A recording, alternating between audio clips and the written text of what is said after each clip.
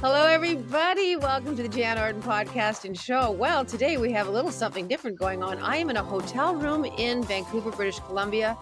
Caitlin and Sarah are in their respective homes in Toronto, Ontario. And our guest, which is the human equivalent of a confetti cannon, like she is a dear friend of mine and gives the best hugs and the best like twisty leg hugs in the world. Tiffany Pratt is a celebrated Canadian designer, artist, author, and television personality. She is so zen. She is so sage and so wise. And she's helped me so much in my life, just bringing positivity and so much love. And I'll be forever in her debt. She has brought so much color to my life. You really have, Tiffany. Like just the idea of color, what color does for our hearts and for our souls. And we're gonna talk about just what that is. I'm going to finish this intro then, and then the show will be over because that's how long the intro is. You've seen her on HGTV shows like Home to Win and Buy It, Fix It, Sell It, and you've probably seen her signature rainbow hair from outer space because it is so beautiful, and she is known for her beautiful pink hair, and she's got the most gorgeous goddamn hair. She's here today talking about the power of design, making joy a daily practice, or even how to turn a glue gun into a lifelong philosophy. And I can get behind that. Tiffany Pratt, welcome to the Jann Arden podcast. Wow. The time we have. So it's great. Grateful. Listen, folks, thanks for everything, Jen. That was great. I love you. Let's just wrap it up. No, seriously, we have become friends. So let's just back up a bit. Sarah and Caitlin and I had you and your co-host from the Project Bakeover. God, I was going to say something really different than that, and I'm glad I did. I jumped and I saw the struggle. It's all good. And you and I, we got a chance to talk. We both discovered on that particular day that we each had a dog named Poppy. My Poppy's sitting right here. Which was insane. My dog's name is Poppy. My dog's name is Poppy. And then we just launched a lifelong friendship from there. And Tiffany came out to my place and we went to Canmore. Anyway, we because of the podcast, you and I became friends. So I'm really, really grateful for that. Instant click. We all know you, Jan, as Jann Arden, but what I recognized in you that day is your beautiful spirit and your soul. And I just, it's like I knew you from another time, and you and I our hearts had met each other before. Yes. I believe that. I believe that completely. Listen, I'm going to let Caitlin start with the first questions because she's always got great ones and I'm always talking way too much. So Caitlin, start us off with whatever you want to ask Tiffany. And there's so many things, Tiffany, that we want to get to. So we're going to be hitting you with a barrage of how you can make our lives better with design, color, vibes, meditation practice, all that. So go. Barrage me. Jann always says she talks too much on her own show, which I love. But I do. You're funny. Perfect, Jen. Before we even started recording, I was talking about this with Tiffany a little bit because we've crossed paths in media before. And I feel a little bit out of my depth when it comes to color placement because I'm a minimalist. And I think wearing predominantly white and black and navy is easy. It's just like it's just the way my brain can just pick an outfit that way. But I really like color. And I know that I look and feel more fun when I wear it. And I like it in other people's home an awful lot. So I'm wondering if you have baby step suggestions to people to start with color. Like I know the one thing red rule, I've heard about that from friends who are interior designers. So I may start there. But what do you usually tell people? And I'm sure you get asked this all the time. It's one of my favorite questions because I always tell people it's not aesthetic. Mm-hmm. Color is an aesthetic. And I think we get hung up on that, especially because we're dealing with seasons. That there's that whole, you're a fall, you're a spring, you're a winter. Yeah. It's not like that at all. If you go back into ancient times, color is actually a healing property. People wear certain colors to feel a certain way. And you want that color in your life, on your body, in your home, because you want to bring that energy into your life. And so everyone has colors that they naturally gravitate towards. And it's not because it's aesthetic. Yes, we all love color, but there's actually a reason why we like the colors we like.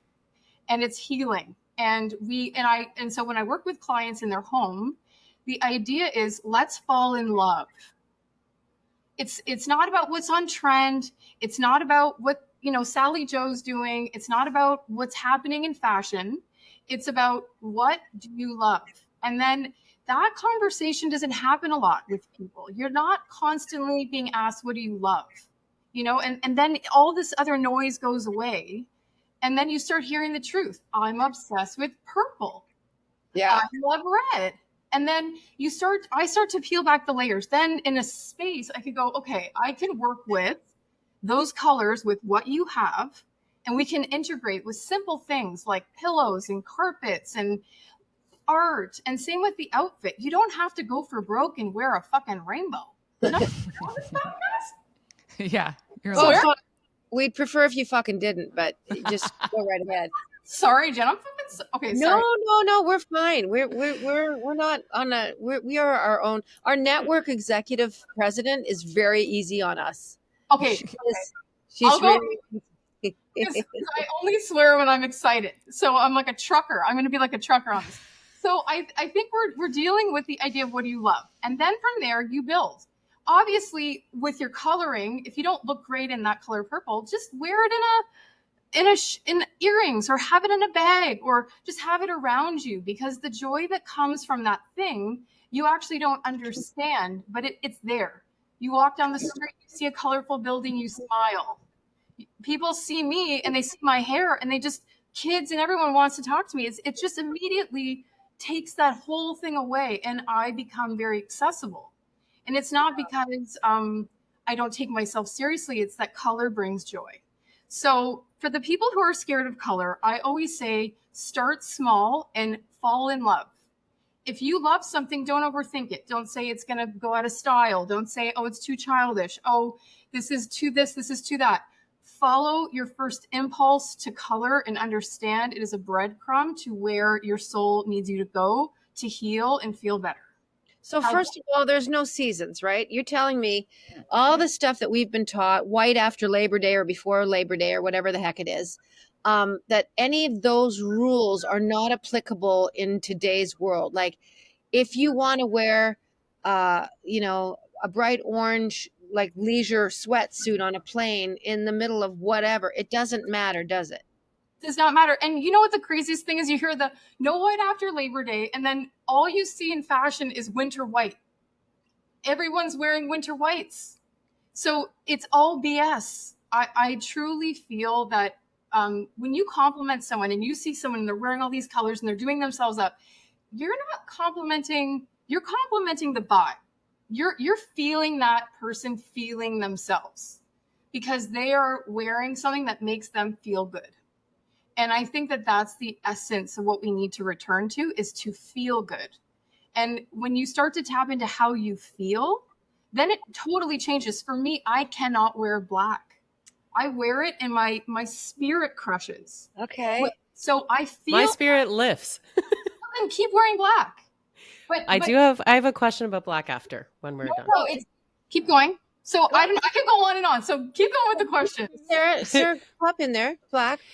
I'm curious if Caitlin too has had this, but like perhaps my feeling of confidence with black came from that age-old idea that it's slimming, right? Yeah, of course. And although that's not really present in my brain now when I wear black, I'm sure at a point earlier in my life it was. So what about those people that are kind of hiding behind black? How do you get out? I don't think you need to get out. I think you just need to add to it, because I don't think that black is bad. It's just not for me.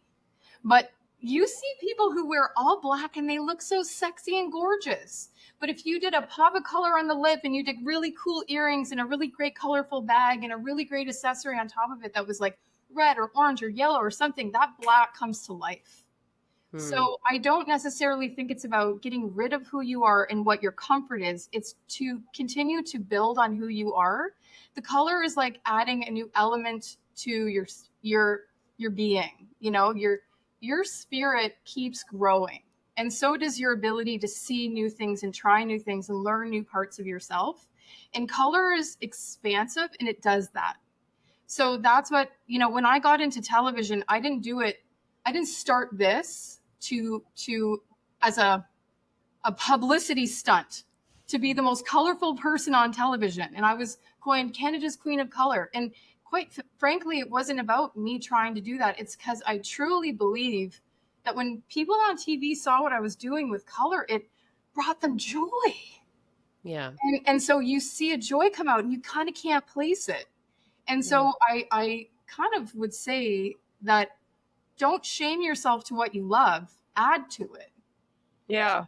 Keep doing things that keep chasing the things you love and just keep building, and don't tell yourself the stories. Don't listen to what people are saying or what's on trend or what society's saying, because that's a big thing. Our parents will tell us something and it gets locked in forever, like black is slimming. And then bam, you're wearing black because you think it's slimming. My mom hated me in pink because I was look at her now. And it's almost like I was like, no, pink is my color. And because pink is the highest vibration for me. It brings me into a place of pure bliss. And so I want it around me because I like the feeling. So I think everyone that's listening right now could really do with, I started a color meditation series called Quietly Colourful. I was just going to ask you about that. You're reading my mind, because I am a diehard, obsessed viewer of your Quietly Colourful, the beautiful pieces that you create around a color. So Tiffany will choose a color, and there's an audio portion of it. It's a visceral feeling of color. So it's not just looking at the color. Take a deep breath.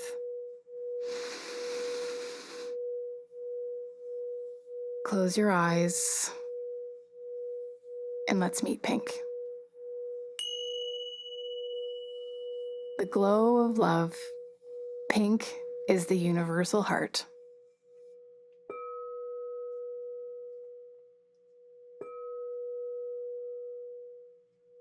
Home. Roses in the secret garden. My favorite lipstick and perfect blush. The lotus floating in the peaceful pond. Flamingos in the lagoon. Rose quartz. Beet hummus. Bougainvillea. Pink salt. Piggies. The Grand Budapest Hotel. It's this vibration. You talk about vibrations of color. So do expand on that. Quietly Colourful has really affected me. And you, and I mean this, not because of this podcast, I'm wearing more color. Hold, please. I just want to show you something. Jane's going into a closet. When I quoted a little while ago, I bought this frame shirt. This was fucking $320 or something. What? And, but I bought it to wear with like a tie, and like I got this really cool jacket. Okay, but Jan, you see the color when you put it underneath you? Look at how your skin pops. Hi, Jan. Look at that. Oh, hi. You have inspired. You'll have to go on YouTube to see the pop. So it's just, I haven't worn a lot of color in my life. I'm with Caitlin. I don't know why. And I will say this in all earnestness, I don't like drawing attention to myself. This may seem really odd. I find that if I walked in with like a green suit or like red pants and an orange shirt or something fun, that people would look at me. And I know this sounds nuts because of the nature of my job, but the nature of my job has nothing to do with me in my life walking around going to a grocery store or going through Costco. I do not want people looking at me. It's as simple as that. And it's not because I'm like, oh, I don't want to talk today. It's nothing like that. It's just how I feel in my chest. Totally. I don't want to engage, and I don't want someone looking at me. And some people can dress, like, I love how you dress, and you can absorb that attention and the admiration that people have for you, because they're seeing joy. And I've been around you in places where people come up to you and go, I love what you just feel so good. I saw you guys come in, and then they notice me. Oh my God, Jann, but you lady with the fucking stuff going on. And I'm always so proud of you, because you take that attention and that warmth and that gratitude for what you're wearing, because you dare to be different and dare to be yourself. Maybe you can speak to me at that a little bit. I don't want people looking at me. Well, I think in your case, it's a twofold situation. One is I totally can respect the fact that when you are off at Costco, you want to be left alone to buy, your vegan burgers. However, no, because it's true. But I want to say, it's almost like wearing the sexy lingerie. Do it for you. Underneath your black jacket, wear something, wear it underneath.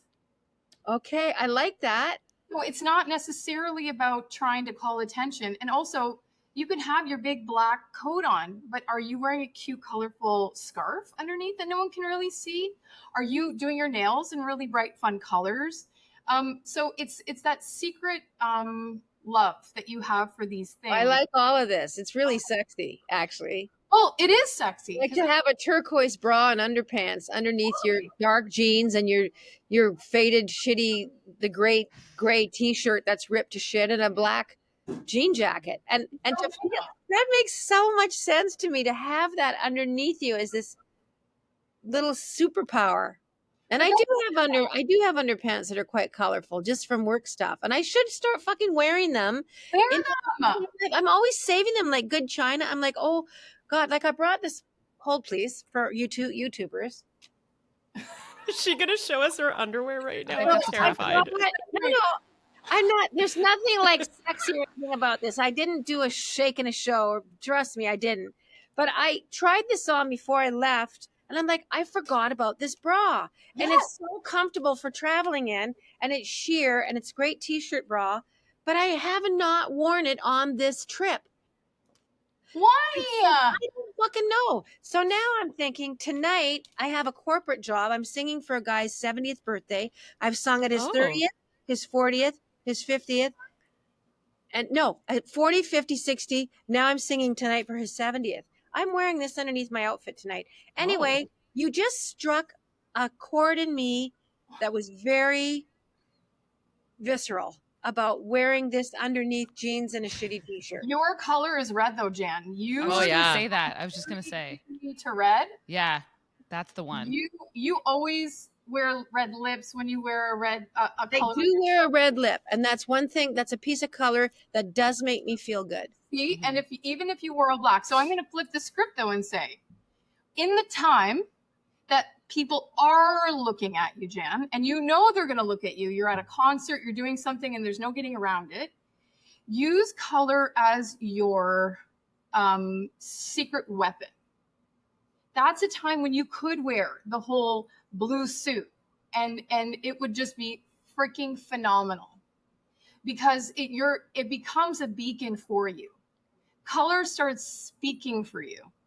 And so I think it's the twist and the turn. We have to understand that guys, I don't own any item of clothing that's not colorful, but you know what color I do wear? Your version of black is when I wear all white.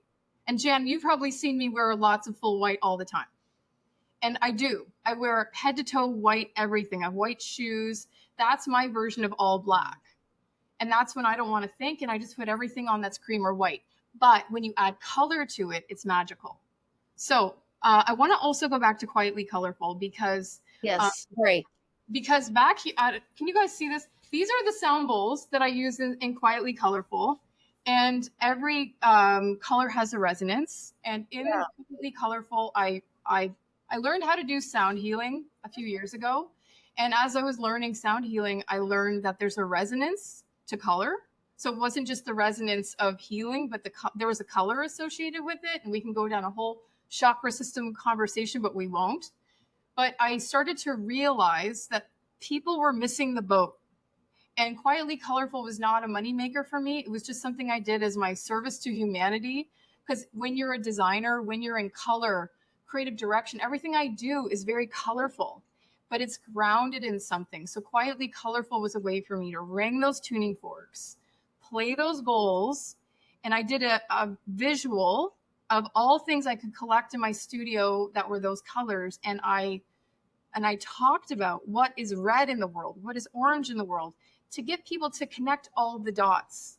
Because then you start to have visceral memories around colors, and then you start to have happy feelings, and the happy feelings start to release dopamine, and then all of a sudden you start finding yourself, I have goosebumps saying it, but you find yourself looking at an object in a new way. Like it carries something that's so much more precious than what you ever dreamed.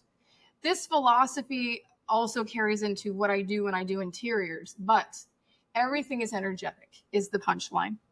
Everything you have around you carries a resonance and an energy. Everything you put on your body is the same. So you have to think of it as more powerful than we give it credit for. And so that's always my work, is be very intentional with what you're buying, how you're buying it, how you're wearing it, how you take care of it in your home and on yourself, because it's adding to the energy of your life. You have one of the most interesting homes I've ever been in. Yeah, you liked it. Yeah, no, love, not liked. I love your house. I go in your house and I feel young. Oh, I've thought about what your house makes me feel like, and it makes me feel young. Does that make any sense? oh, that's the highest compliment I could ever be paid. And everything has a reason and a purpose. And like my house is quite dark. Like it has a lot of natural light. You've been in my home, Tiffany, and I have a lot of little hits of color. Like I made sure that I have this, big green couch, and I have red furniture, and I have a red black backsplash in my kitchen. And so I was intentional about that. I thought I can't just have sage, cinnamon, and fucking, light beige in this house. Like I'm going to be suicidal. So I made sure that I had bits of color, and I repainted my bedroom during COVID. And it's funny that you should talk about healing of color. I was laying during COVID, like probably 6 months into the first year, and my bedroom walls were very dark. I would say they were a blood rust, dried blood red, like almost a brown red. And I was lying in bed, and it made me feel not good. And I just thought, I got to do something in here. I can't sleep in here. I thought it would be a good idea just for light and, my schedule and blah, blah, blah. So I had Russ Broom, his wife, Vari, everyone was looking for jobs to do. And she's an exceptional house painter. She did it in her life. She's a restaurateur. She's a lot of things. But she came and painted my bedroom a really creamy, edible ice cream off-white. It made such a difference in the time that I spend in my bedroom, how my art looked on the walls. All of a sudden, my art had meaning. I could see faces. The colors popped. I've got some really cool art in my bedroom. So when you talk about design and color, I'll tell you right now, from my experience, which is limited, that made all the difference in the world in my life and how much time I wanted to spend in my bedroom. Now I'll go in there and read. And it was fucking color on the wall that was killing me. That hits back to what we originally talked about, Jann, which is how do you want to feel, right? Because you felt that color brought you down, right? It did. And so as soon as you changed that color, you felt different. Yep. So, I'm not formally trained in anything. I never went to school for interior design, nothing. For me, it's all the same stuff. The space is the same as a set, is the same as an outfit. It's about feelings, textures, and assembly. And so when I go into a home, what you're saying to me, Jann, is exactly how I design, is I start to make those decisions based off of great art collection, needs more light, needs to feel this way, needs to feel more space, and then I start to concoct a plan around the feeling. And then of course the feeling starts to cascade into other things. And the one thing about your home, Jann, that I love, and I want to give you credit for, that people don't do, is that some people get to a stage in their life where they just say, screw it, toss it all. I want to start new. I don't want any of this old stuff. Whereas you have collected for so long. Your home is a museum of, I have goosebumps. It's memories, it's art, it's where you came from, it's your family, it's a story, it's a cool person who made you something. And that's what homes should be, is a collection of things that bring us joy. And it's not about staying on trend. It's about a feeling. And your home has a feeling. And that's a gift. Well, that's good. Questions, Caitlin, Sarah? Because there's a ton of things here on this. I on want the to know list. if there's like a top line. I guess like you talk a lot about sort of the energy around colors. And I mean, if we stick with the primary colors, what would you say is sort of an associative energy for each of those? There's so many. I want everyone to go to Quietly Colourful, but Okay. I'm going to say top line: red, power; orange, your creativity; yellow is joy; green, yellow is joy; green is love; blue is your communication and how you speak; purple is knowing the truth. Ooh. And so I can say that there are tones and shades around all of it. But if you look at something yellow, even if you don't respond to yellow, you will feel joy. And creativity comes from orange. My hair was orange for 15 years. Orange, like electric pylon orange for 15 years. I needed orange in my life. I was so high creative. I needed orange around my face. I needed to see it every day. And then as soon as I kind of flipped that switch, that's when I went to pink. Because pink actually hits above in the chakra system above purple, and purple is here. So pink is the highest state. And pink is just all love. It's universal love.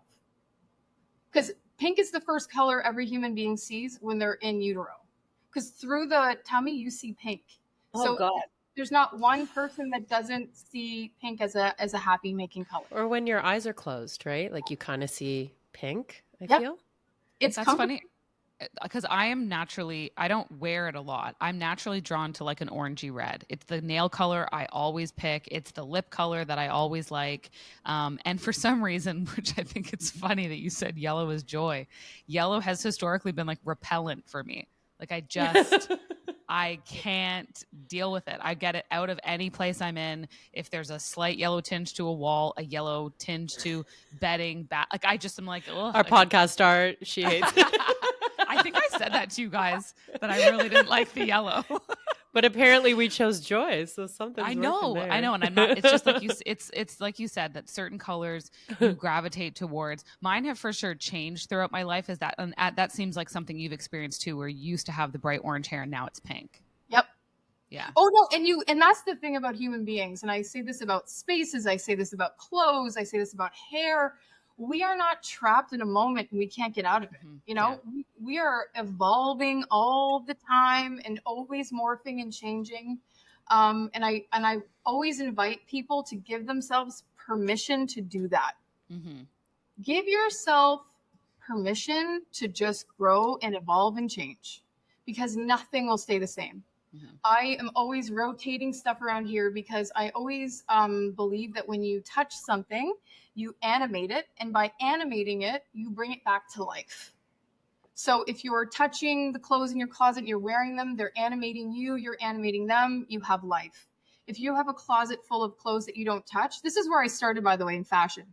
That was my first love. That was my first job. And I used to be a personal shopper at Saks, and I would dress women. And that's where I got the bug for understanding what people had in their closet, how to turn it into what they were buying, and then making lots of outfits with these combinations. And I learned a lot about how people get very emotional about clothes. And so they'll keep it hanging in their closet, but they'll never wear it again. And so, Jann, just like you're saying, the red bra, you're going to fucking wear that bra now. And Yeah, I will. Nothing but colored undies now. Because it's so important to live. Wear the clothes, wear the bra, pull the silver out. Don't do the fancy, napkins for the Thanksgiving. Fuck it. Life is now. Now is time for luxury and enjoyment and being the fullest expression of ourselves. Like, I'm wearing a pink bra right now. Hello. I'm pink everywhere. It's just bra. Pink bra. I'm rocking. The color thing is real. It's not a conversation. It's a reality for me. And I'm just always trying to encourage where I can, because it does help people. So just like you, Jann, I feel like I'm talking too much, but here I am. No, you're not. I wanted to ask you how your husband feels about color. How's Zach? You guys are you guys are so different from each other, and I know that you know you guys celebrate those differences all the time. But my question to you, I guess, is I'll repeat it again. How does he feel about your color palette, your sense of style? Because you are big. You are big, big, big, and he seems to revel in it, from my perspective. He is a minimalist. He is getting more color in his life.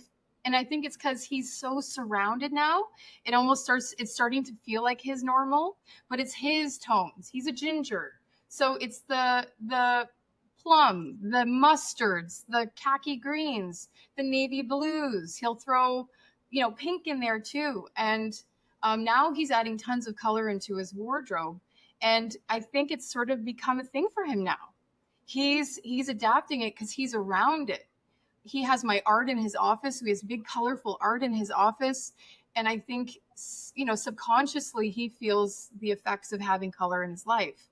But if left to his own devices, my husband is a athlete turned finance guy. So he'd be wearing his like gray, navy blue, black, white basics and nothing more. But, when he now has a pale pink suit, when he wears that to a finance gig and he walks in, he talks to everyone. Everyone comes up to him. He's so shy, but people come to him now because he's wearing color. So yeah, I get that. He's putting himself in a new place. So I'm giving him quiet confidence that, and also you meet me and there's no changing the situation. So he walked in the door like this was not, this is a take what this is a full package deal. Me and my wiener, my color, my costumes, it's all part of it. And he just had to like get on the magic carpet ride or not. I know this story, but can I ask how you met? Because we have a romantic streak growing through this podcast right now. It's we can't help it because of me. This romantic streak. No. But I want to ask you how you met Zach. Okay. I know, but I want people to know. Okay. I'll keep it brief. I have lived in this little beach apartment for 16 years. And Jann will tell you it's like 20 steps to the lake. So it's a very beautiful. We laid on the beach one day and we just hugged and we drank Diet Coke and it was so nice. It was a romantic. Which lake are we talking? Sunday. Ontario, right down here I live in the beach in Toronto. What? Oh, okay. Yeah. So I'm like 20 steps to the lake. Yeah. I've lived here for 16 years and I didn't start talking to my neighbors until I got my wiener. Poppy. Dog. Wiener dog. Wiener dog. Also named Poppy. Yes. Also named fucking Poppy. Mm-hmm. That's how Jann and I started bonding, Sarah. Yeah. Our wieners. I'm sorry, our dogs. So Poppy and I would go out and I'm trying to train this little puppy and I'm trying to get her on a pee schedule. And so 3 doors down is where Zach's parents live. And she used to go there and camp out in his driveway and sunbathe, or she just kept peeing on his parents' lawn. And that was where she liked to go. And when you're dog training, you just want your dog to pee. You don't give a shit where they pee. You just want them to pee outside. So some mornings I'd just be down there like, pee-pees, trying to get her to go. Yep. And then his mother said, you got to meet my son. She kept coming out and chatting to me. And I said, trust me, I don't need to meet your son. Good. She kept it up. You got to meet my son. I'm like, I don't got to meet your son. I'm not joking. Her and I were like this, Clash of the Titans for 6 months. You're going to love my son. I'm like, I bet you I won't. Like, I was not having it. Forcibly single for 3 years. Loved my life. Busy as hell. Girl, you are talking my language. Don't give a shit. And then... What do you mind? And then he comes out, and let me tell you guys, I felt nothing. He comes out. I said, "Hey." He goes, "Hey." He's so shy. I'm like, "There, I met your son. Goodbye." And I thought you were gonna say he came out in love at first sight, and you were like, nothing. No, I'm a picky bitch. And I was too distracted to even just put it in my consciousness. Just focused on my own shit, my dog, my life, not looking. And he moved into this coveted building around the corner that is literally on the sand. And you have to have like a locking key and a special code and know somebody in a secret like sound to get into this building. And he moved in. And his mom said, well, Zach's moving into the LK building. So I said, okay, keep talking. She goes, I think that he may need some help with design. And I was like, okay. And I just wanted to see the building. Mm-hmm. So here I go into his place to give him design tips. He and I are walking around, and as I'm giving him design tips, he's diligently taking notes and he's asking great questions. Oh, God. And he's so kind, and his personal energy, Jann, you can attest to this. Yes. Is so clean and clear. And What color is it? it's green. It's love. Mm-hmm. Oh. And so Squishy. yeah. And I just sat there in his presence and I was like, oh, it wasn't him. It wasn't this beer drinking young athlete finance guy that I had in my head. It was just this feeling. I was like, oh, what's this feeling? Oh gosh, I feel different around him. And I liked the way I felt around him. It wasn't about his name, how old he was, what his job was, how he looked. I didn't give a shit. It was how I felt in his presence. And we just kept building from that. And Love it. Yeah. And that's how it happened. Yep. I love that story so much. It wasn't what your perception was. It was how he made you feel. Yep. And that is a pretty magical thing to remind ourselves of, is when we meet people that are adversarial or confrontational, trust how they make you feel. Bingo. You know, if they're great looking or they fucking seem to have money and it all going, trust how do they make you feel? If they make you feel like shit, if you don't feel confident or safe or uplifted or supported, walk on. Yeah. And walk on. And if you meet someone who's just like, oh my God, I cannot believe how you make me feel. You know, I would trust that. I was very untrusting too of that. I didn't really trust how I felt about anybody a lot of the times, but I love that story. So thank you for sharing it. I could keep you here for 17 years, which, you know, we will do that. You and I will be together forever. So we have two things we always do at the end of the episodes. I'm going to throw to Caitlin for one of them. Mm-hmm. I know that like TV wise, you know, HGTV, Food Network, is there anything we should know about that you have coming up? I always want the peoples to be on my website and to check out my Insta, because that's where I keep all the latest and greatest. So my Insta is at the Tiffany Pratt, and my website is tiffanypratt.com. And yes. I keep it super updated. It's not one of those dinosaur. Quietly colorful. We will have a link in the show notes, so you guys can read the show notes today, and you can click on. And I highly advise going. If anything, you will have a meditation that will change the course of your day. Aww. Because these quietly colorful, these pieces of art that you create, Tiffany, are a great way to start your day. And you can pick a new color and just listen, look at the color, hear the tones, and listen. And then off to you, Caitlin, because this is how we like to. Oh, I have one more thing to add. I wrote a book like 10 years ago called This Can Be Beautiful. Yes, and you did. I think it's an important read for people who just want to create for the sake of creating and dig back in. This isn't a how-to book. It's an inner creative quest book. So look for This Can Be Beautiful. It's a penguin. Also in the show notes. Yep. Okay. Sorry. No, not at all. I want to make sure that we shine a light on all the amazing and beautiful things that you create. Caitlin. And now over to me for hard-hitting journalism.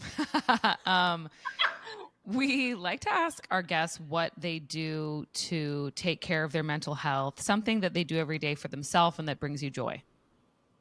This is an easy one for me. I scream it from the mountaintops. Two things. One, transcendental meditation.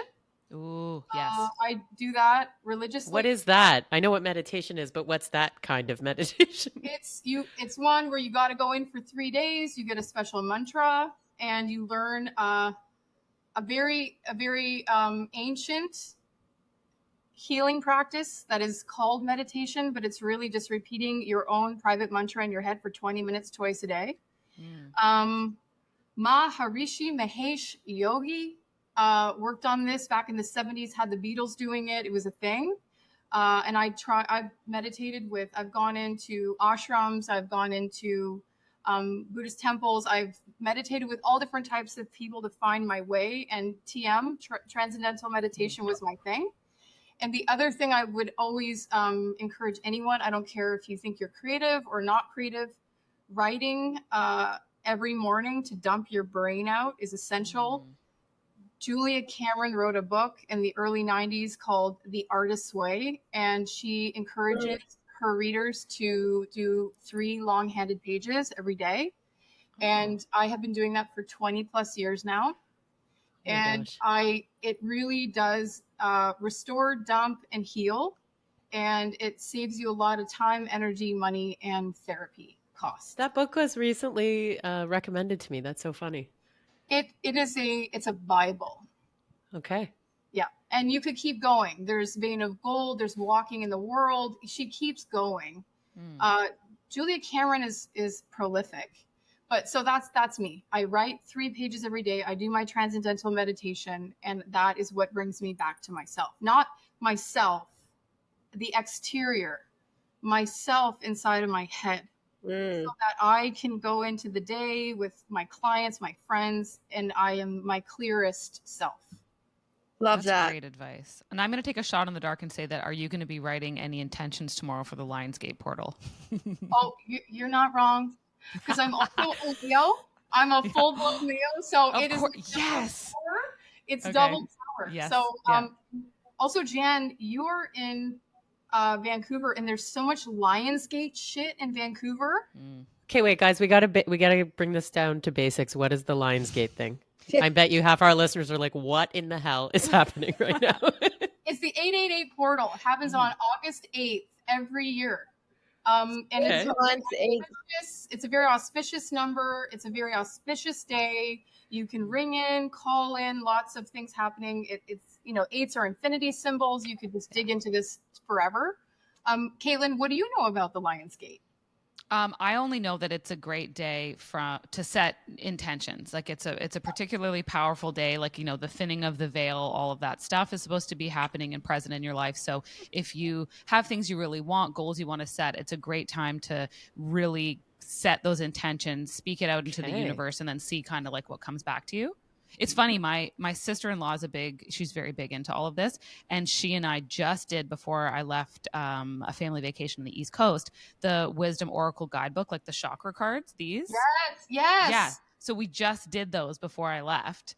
And so it's just so funny and timely that you were our guest this week, because we talked a lot about colors. Orange came through huge for me and all the cards that I pulled. And then we had a big discussion about the Lionsgate, which, we're recording this on a Thursday, but when our listeners hear this, as this drops tomorrow, that's the day. That's the day to do that. That's the day. We're dropping in the portal. Wait, you're dropping us in the portal?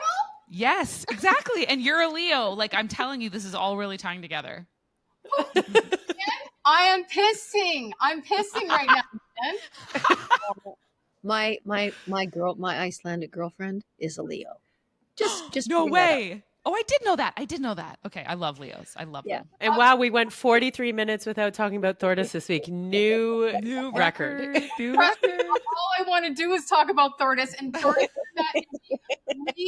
we clocked immediately. We were X amount of days apart. We were born in the same year. I was like, I freaking love you, tortoise. What is it about you that I like? It's magical, Jann. And I am your love gives me strength. Your love lights up the world. It is truly a beacon for everyone going through so much darkness right now. You sharing your love is lifting up the planet, and keep doing it. And thank you. And I'm obsessed. It's so funny. You know how I love Jann. Don't get me started on this shit. I remember I was in Ottawa, and I had phoned early days. I'd phoned Tiffany, and I said, I have something to tell you. I've met the something to tell you message. Yeah. And she just flipped out. It was so great. I was like, Jann, you walk towards this. You do not turn away. You You walk. said to me, Jann, you run to her right now. I was like, this is it. I was like, you hold on to love with both hands and you run like the fucking Dickens.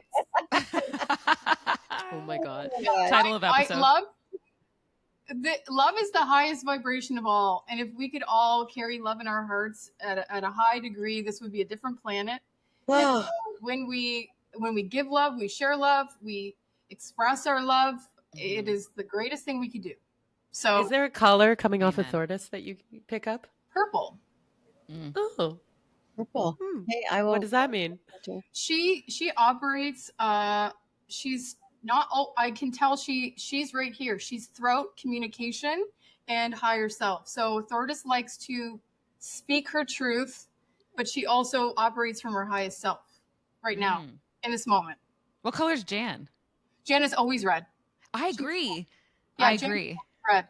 She's earthy, she's powerful, she's sexy, she's because the red is actually at the bottom. I own so little red. That poor little bra in my suitcase is How is this so red, Jann? You were red. the only red I own. I'm going to buy some. I'm going to go today. I've got a few hours before my sound check singing for my fellow's 70th birthday. And I'm going to go get myself something red. I promise you that. Well, Yeah. I'm going to say, Caitlin, you're 100%. You're 100% orange. Sarah, you're 100% blue.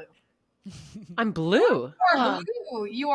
You are here, throat, speaking out to the world, saying Yes. clearly, feeling your truth, entirely grounded in your voice, what you have to say, Yes. what you have to communicate. Caitlin, you have a hidden creative agenda, and it's coming out now, and it's bursting. Yes. Ooh. Those We were love all the this. cards I pulled, literally verbatim. They were. It's like it's wild. We're probably going to have to give our Patreon members some sort of a astrological reading or something in the future for an offering. We should. We should have Tiffany actually come We do a sesh should. with Absolutely. Patreon.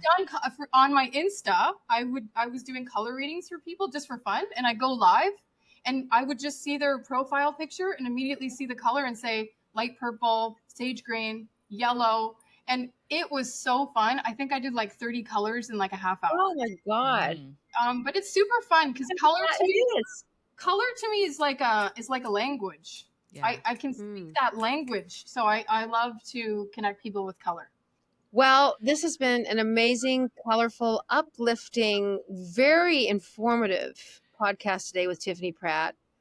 Thank you, Tiffany. You are so dear to my heart, and you are a friend of the show, and you are welcome back here anytime. So, quietly colorful, and you guys can find that. Go to the show notes. Her book, everything you need to know about Tiffany, you will find out. Please say hi to Zach for me. I will. And And please will say you hi say and hi Pop. to Thordis for me?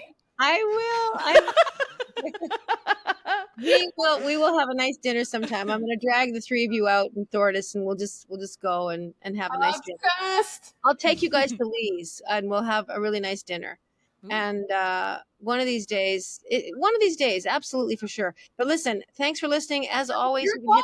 You're glowing, Jann. Do you see the love light? It's on. It's true.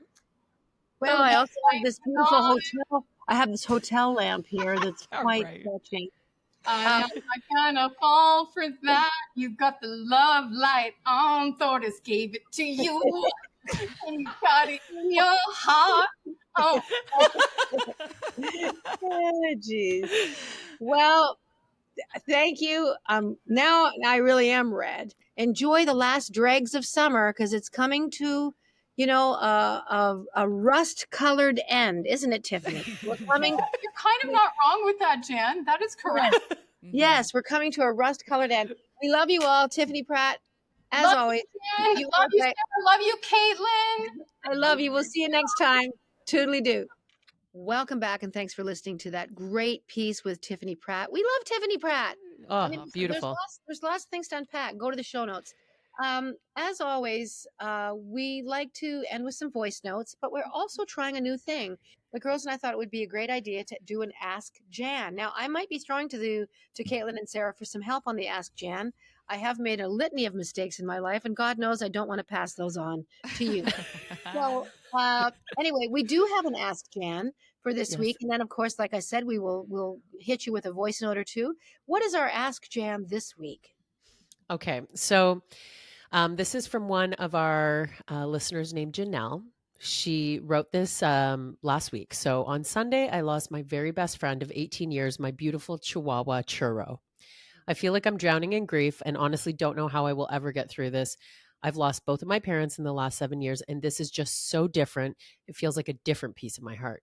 Could you share how you were able to move through your grief with Meaty? Meaty? Am I Yeah, saying that wrong? however you want to say it. Listen, first of all, thank you for this beautiful question. You and I have tons in common. Uh, I lost both my parents before I lost Mitty. So you and I are running parallel lives here. We're probably very similar ages.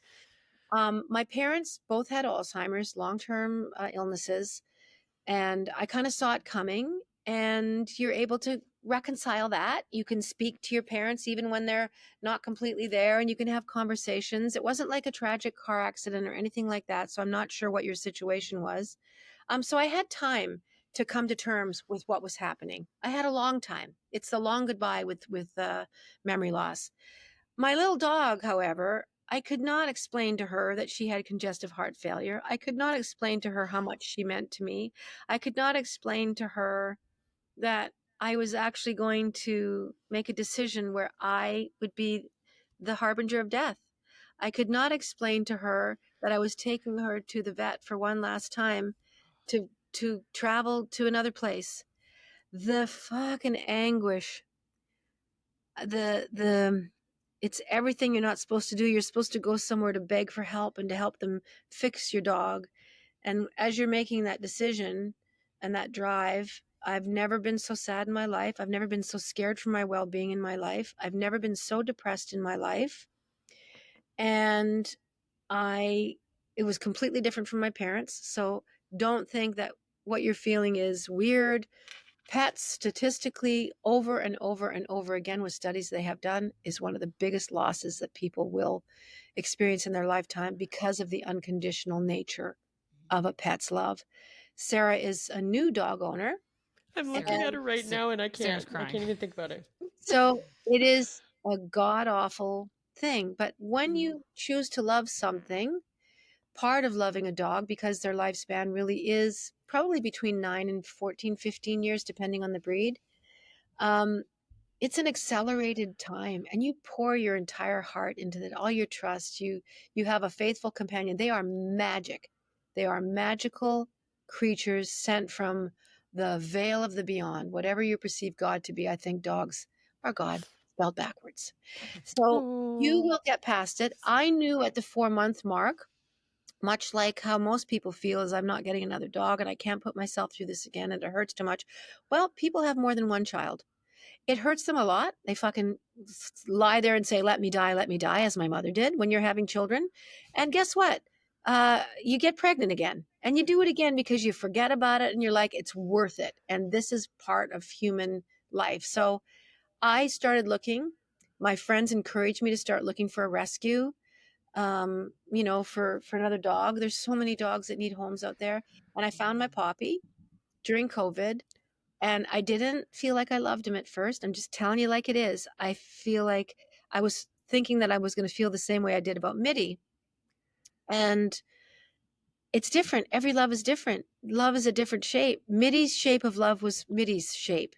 There's no other being that will ever exist, that ever has existed or will exist, that has the shape of love that Mitty had from me and hers from mine. That's why it's so special. When Poppy came, I had him for like a month and I just was like, I really like him. Like, I really like him. He's so cute and he's such a pain in the ass. And oh God, how am I going to get past this puppy stage? And anyway, one day Lisa and Bev came in the door. They had their dog Malik, who was another COVID dog.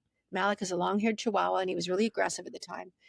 And he went to snap at Poppy as soon as they came in the door. Like, we should have been more organized. I should have had Poppy up.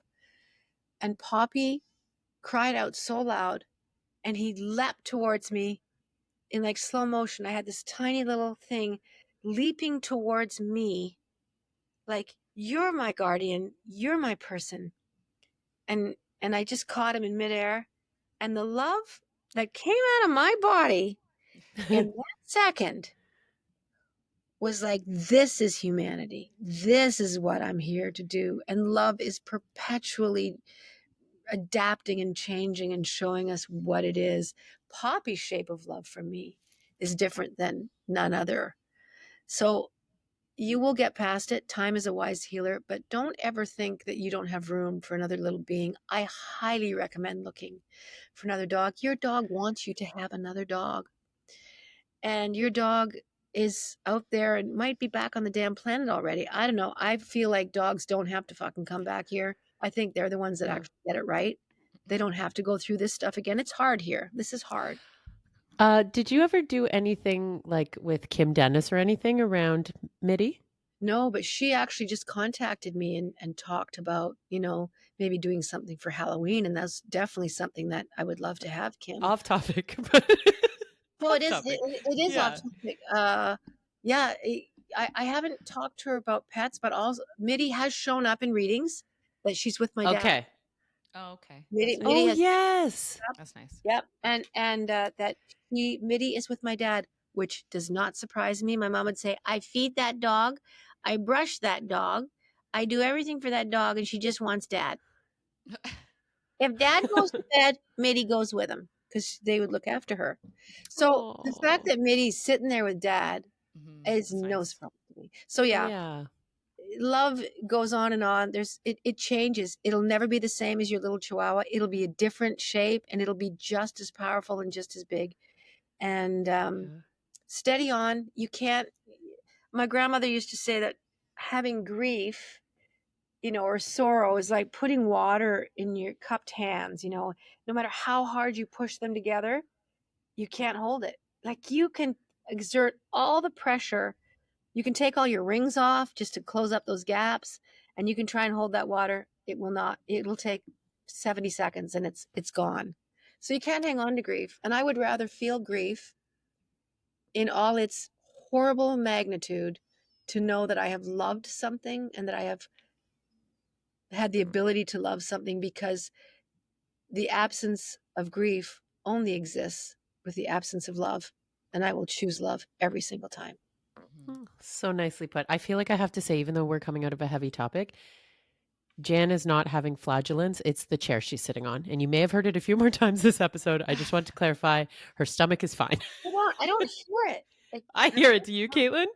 Not really. Maybe it's my chair. Well, listen, like Tiffany Pratt said in our main episode, if I'm farting, I would be proud. Hold on. Is it my chair? I think it's Jann's chair, because it was like while Jann was talking. Quiet. Listen.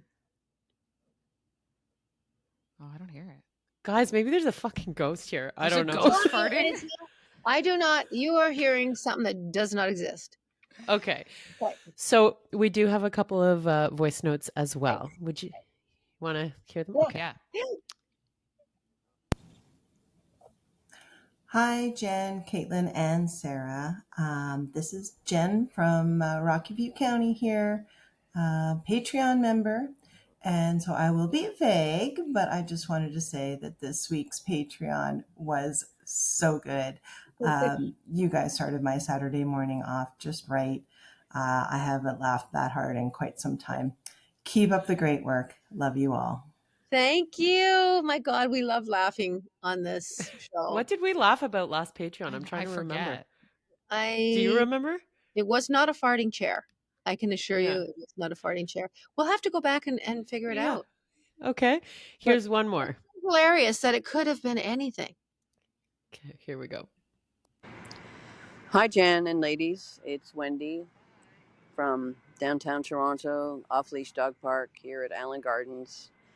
I just read this wonderful article, Jan, that you shared in your social media from Shortbox. And I just wanted to say thank you so very much for sharing your love with all of us for Thordis, because it really makes us feel warm and fuzzy.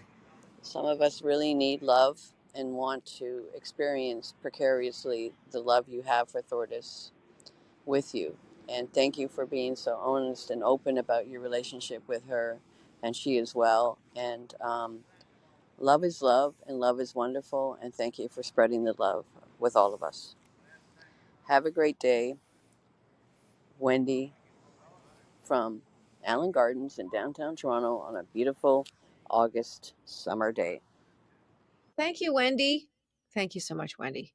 See, Yes, that's the correct emotionally mature response. and I don't think she meant Exactly.